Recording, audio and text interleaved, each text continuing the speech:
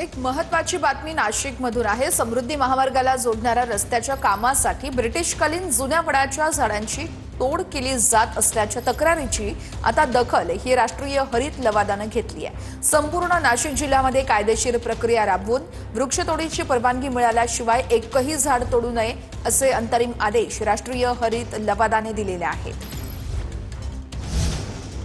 आता एक महत्त्वाची बातमी मुंबईकरांसाठी आहे। पश्चिम रेल्वे मार्गावरती कांदिवली ते बोरिवली 6व्या मार्गिकेसाठी ब्लॉक घेण्यात येतोय।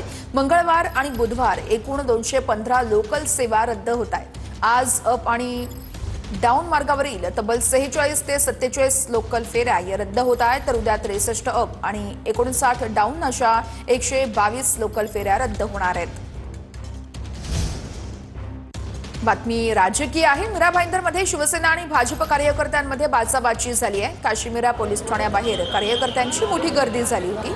सरनाईकांबद्दल भाजपने अपशब्द वापरल्याचा शिंदेंच्या सेनेचा आरोप आहे। भाजपचे अनिल ताटे आणि शाखा प्रमुख आनंद अजय साळवे यांच्यामध्ये वाद झाला होता। शिवसैनिकांनी भाजपच्या रॅलीमध्ये यावेळेस जाऊन जाब विचारला आणि त्यानंतर हा वाद उफाळून आला होता।